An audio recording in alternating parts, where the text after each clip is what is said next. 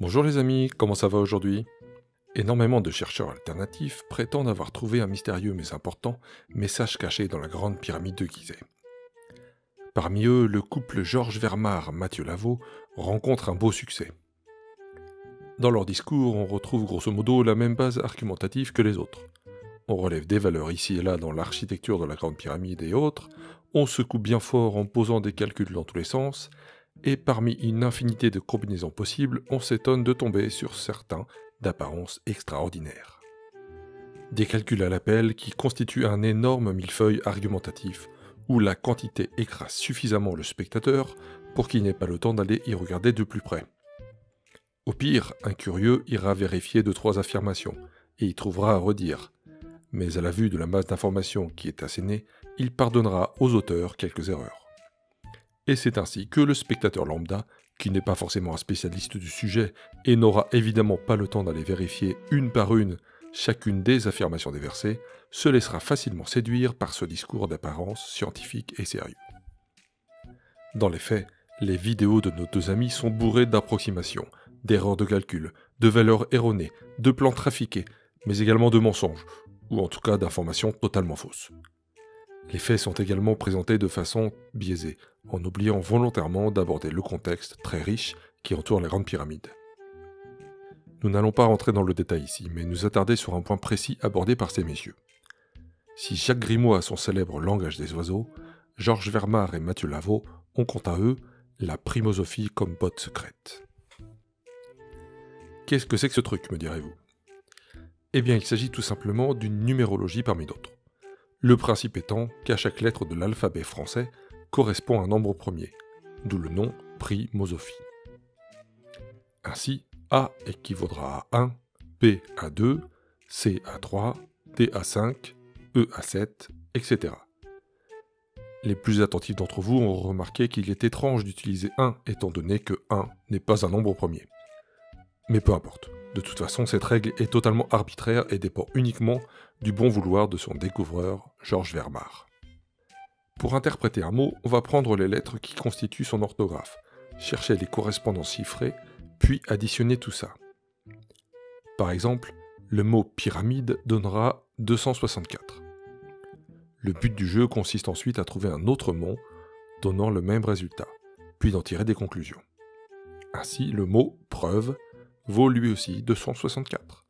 On peut alors se dire que la pyramide est une preuve. Preuve de quoi, je vous laisse donner libre cours à votre imagination. Les associations fonctionnent aussi avec les groupes de mots. Par exemple, vie facilité valant 264, on en conclura, ou pas, que la pyramide nous facilite la vie. On peut d'abord se demander pourquoi cela fonctionne uniquement avec le langage français actuel. L'orthographe des mots étant fluctuant, les réformes de l'orthographe régulières dans l'histoire, ceux qui ont décidé des modifications de la langue, ont-ils toujours eu à l'esprit de prendre en compte cette numérologie? À cette question, les auteurs de cette découverte n'ont pas de réponse à nous apporter, à part un « c'est étonnant, n'est-ce pas ?»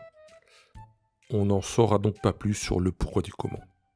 Sans doute un truc quantique mystérieux. Mais il y a plus embêtant. En effet, si je reprends mon exemple du mot pyramide, qui vaut 264, il s'avère qu'en réalité, il existe un nombre de mots de même valeur considérable. Et si on commence à se pencher sur des groupes de mots, les possibilités deviennent rapidement colossales. Ainsi, pour 264, on aura également le mot ping-pong. La pyramide serait-elle en réalité un support de tennis de table géant? On trouve également les mots suicidaire, balle masquée, courtage, irritable, ou bien encore porcelet. On se demandera alors sur quel principe les primosophes choisissent un mot plutôt qu'un autre. Eh bien, aucun justement.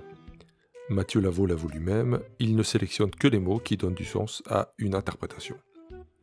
En somme, il fait tout simplement ce qu'on appelle de la cueillette de cerises, ou cherry picking, c'est-à-dire qu'il ne va prendre en compte que les éléments qui vont dans le sens de ce qu'il souhaite démontrer. Ainsi, la primosophie, et la numérologie en général, offrent la possibilité de faire dire absolument tout et n'importe quoi aux mots. Rien de nouveau sous le soleil, me direz-vous. Certes.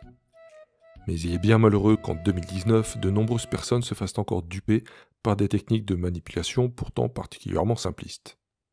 J'ai fabriqué un petit outil à base d'un dictionnaire assez limité, mais qui vous permet déjà de voir à quel point il est particulièrement facile de bricoler de telles démonstrations numérologiques.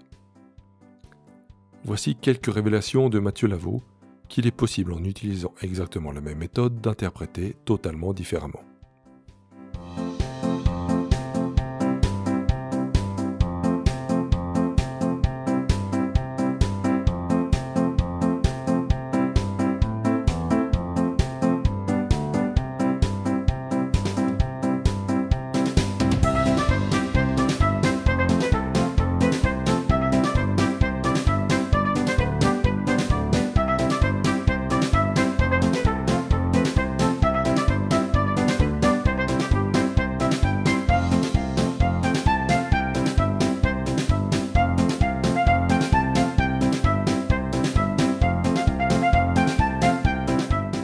En conclusion, avant d'ouvrir tout grand votre esprit et votre portefeuille pour vous rendre à un atelier de primosophie, ne comptez pas que les lettres, mais comptez également vos sous.